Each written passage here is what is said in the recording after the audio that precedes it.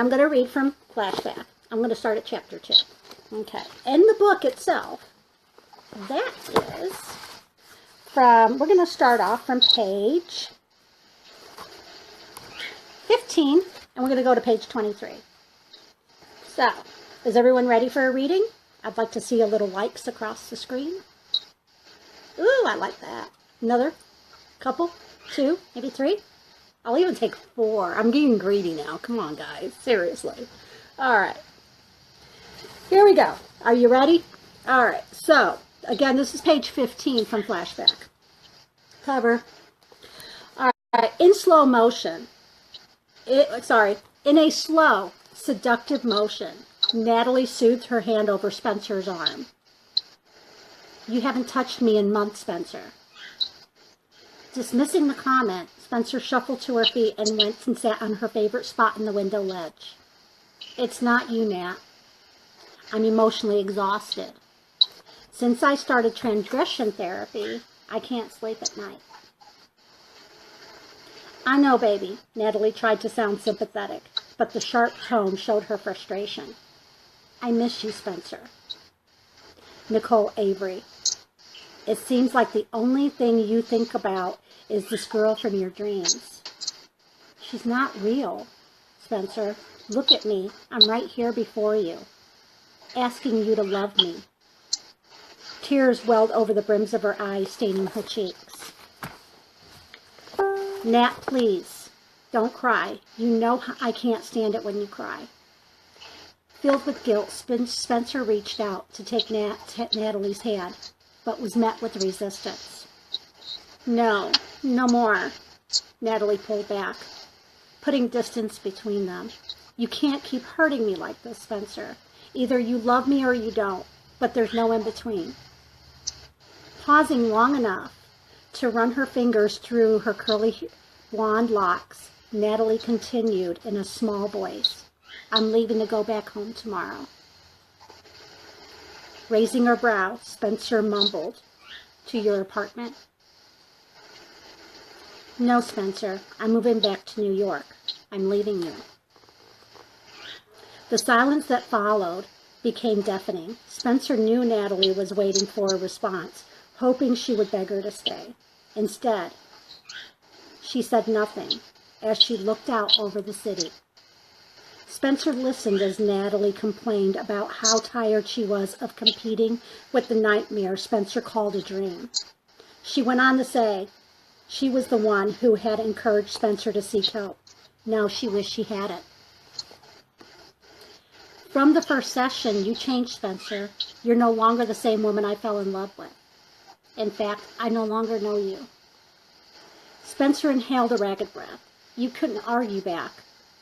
She became fixed on the woman in her dreams, and when her and Natalie did make love, she was thinking of the mystery woman. She was sure Natalie knew, but of course, she had no proof. She knew when she began ignoring her that it was the last straw. There was no way Natalie would go on living in a one-sided relationship. The next morning, Spencer went several times while trying to straighten out her legs. When she looked at the half-made bed to her left, she frowned. Natalie was nowhere in sight. Her belongings, which usually sat neatly on the bedside table, were also gone. Even if Spencer had wanted her to stay and worked it out, it would not have happened. Spencer had already faced the reality that her mind, heart, and soul were wrapped up in the mysterious woman from her dreams. It's better this way. There was no reason to dwell on what she could not change. The answers were out there, and she was going to find them. Time to get ready, she mused, trying to focus her tired eyes. It took several attempts to read the eliminated numbers on the digital clock. Shit, I'm late. She tripped over scattered shoes, landing in a loud thump. Fuck. The second she entered the bathroom, her heart sank. A single word was written in red lipstick on the mirror. Goodbye. There was only one toothbrush in the cup, the bottle of perfume was gone, and the distant pink bottle of shampoo and conditioner had been thrown in the trash. Spencer looked at her reflection in the mirror. The soft tissue surrounding her brown eyes was swollen. Her black hair was disheveled, and she looked exhausted. More than that she had in past days. The dreams were affecting her health, and if she didn't get some answers soon, she would end up in the hospital.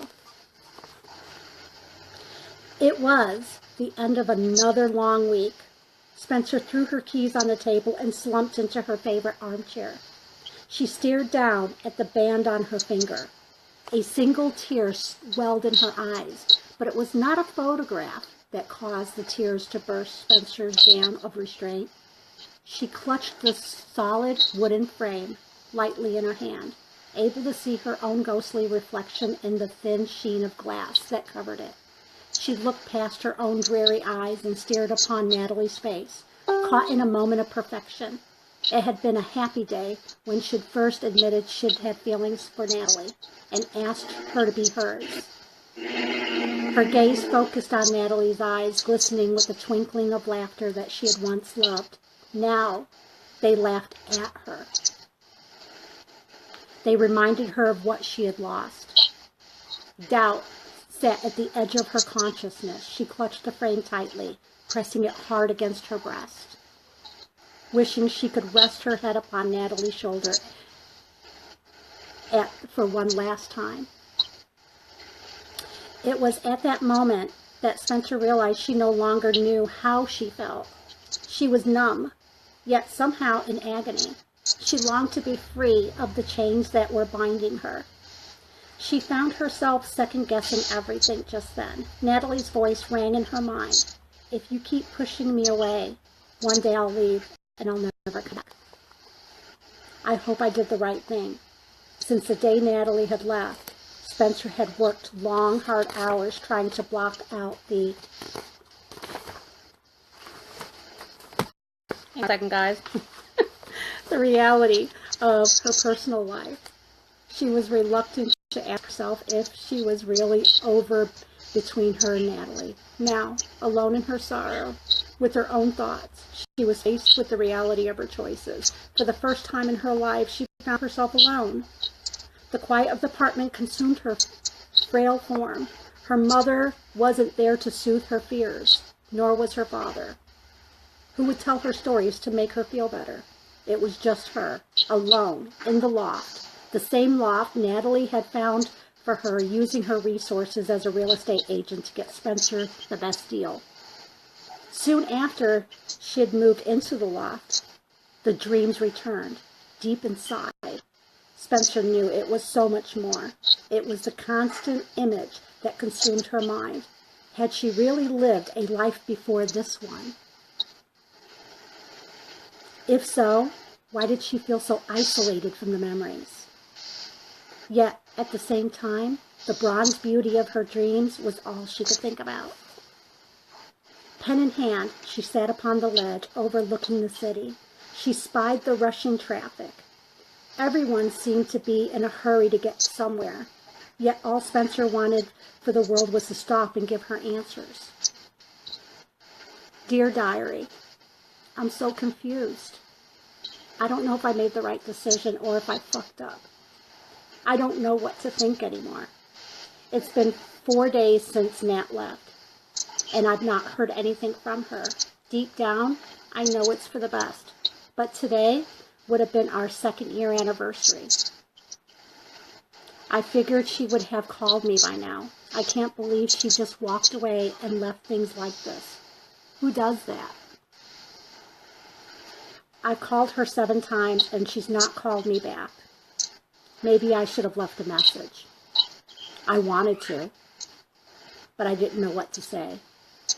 Now I wonder if I had, if she would have called me back. I hate this. I cared about her so much, but I know I hurt her and she didn't deserve it. I'm all fucked up, and she deserves better than a psychologically messed up woman. Last night, it occurred to me, I didn't think I was in love with her. I didn't know if it was because she pissed me off for acting jealous of the woman from my dream, or what? What's wrong with me? From the moment I met her, she did everything to make me happy. She even helped turn the loft into a home of hope. And we did build a lot of wonderful memories together. Grr! Now I'm starting to get pissed off again. What's wrong with me? I can't seem to keep a healthy relationship with anyone. Every time anyone tries to get close to me, I either break up with them or push them away. Natalie was the closest thing I've had to normal in my life, and I blew it. She was honest with me and never once lied. I just couldn't let her in. Oh well, it is what it is. Tomorrow, a new day, and I've got regression therapy. I'm hoping we can find out more this time. For now, I will close this day out. Setting the journal down, Spencer glared at the phone on her nightstand. Rolling her eyes, she stood, slid on the joggers and t-shirt that were draped over the back of the chair, and sat on the bed. She reached for her running shoes, but instead she shook her head, pulled her hand back, kicked her legs up, and rested her back against the pillow. Not tonight. She looked at her fingers, admiring her nails, shining clear, just as she liked them. Spencer gazed at her left ring finger, and then at her right. She thought about getting a tattoo, maybe with the word love, on her index finger, most likely the left one. It's not like I'm ever going to get married. The closest she had gotten with Natalie, and that had failed miserably. Letting out a hearty laugh, she remembered the day they met. Spencer had been out with her work colleagues. She had excused herself to use the bathroom and struck up a conversation with a beautiful 5'7", blue-eyed blonde woman. They spent more time in the bathroom than they should have talking, but Spencer had not wanted it to end. They had introduced themselves, Spencer learning what the woman's name was. Several women had walked into the small space, laughing. Spencer had shot them an irritated glance over her shoulder for interrupting. She turned back to Natalie. If I give you my card, will you call? Spencer handed her a business card, hoping she would not only call, but also join her at the bar. Instead of a response, Natalie nodded, gave a shy smile, and left. When Spencer had rejoined her friends, she saw Natalie sitting at the table with the man, inwardly laughing. Spencer sat at the next table. With her back to Natalie, a martini in hand, she smiled and glanced over her shoulder several times to see what Natalie was doing. But the last time she'd looked, the table was empty. I'm not going to go on anymore because this can go on and on and on about their whole relationship. Well, I only got 2 pages. I guess I will. Sorry. A few moments later, her cell phone buzzed and a number she didn't know flashed on the screen. She was going to click the ignore button, but something told her to answer. When she said hello, an angelic voice replied. Holding her hand up to silence the chatter, Spencer raised her brow, smiling to her friends. Well, hello there. She listened to the nervous Natalie expressing how she could not leave without asking her out for coffee. Eager to taste the forbidden fruit, Spencer had agreed to meet with her the following Monday for lunch. Is that the woman you met in the bathroom? Jennifer asked, poking fun at her. The corner of Spencer's lip curled as she nodded, and the group of women laughed in unison. Puckering her lips, Tamika had teased, Girl, you got it going on. Yeah, Spencer wiggled her eyebrow while sipping on her martini. Taking another gulp, she huffed. Okay, girls, I've got to get home. As she was about to stand, she heard a familiar voice. When she turned, Natalie was standing 2 feet from her, smiling. May I pick up your broken heart and mend it back together? Reading her lips, that's what Spencer thought she had said. Of course. She knew that it was the alcohol. What Natalie had said was, hello, I was in my car and decided to come back in. I wondered if you would let me buy you a drink before I go. All Spencer could do was smile. The group of women stood back and watched the relationship unfold. It had been great while it lasted, Spencer mused. She reminded herself that if she had stayed with Natalie, there would have been no future, no white gold diamond ring, no wedding, and no children. Her mind focused back on the woman of her dreams. The anxiety she felt seconds before melted away. Her eyes stung from lack of sleep. It was Friday night, but Spencer had no desire to go out. Instead, she decided a well-deserved nap was needed. The night had been rough. Most of the time, sleep had evaded her, leaving her feeling like an empty shell, each noise echoing through her. As her eyes closed, the room went dark, even though it was still well before sundown. She could feel herself falling into a deep sleep. From the dark, the buzzing of her phone. On the table, pulled at her. She tried to reach for her ever-trusty tech companion, but couldn't move. She was past exhaustion. It didn't matter who was trying to call her at that moment. She gave into sleep. That ends chapter 2. Okay, so I hope you enjoyed it. I stumbled a little. Sorry, guys. It is what it is. My famous quote. It's even in the book. So, if I ever ask you in one of my interviews, what is my favorite quote that I use in every single book, one of my characters always say, it is what it is. So, it's great. Had fun. Bye, everybody. Have a great day.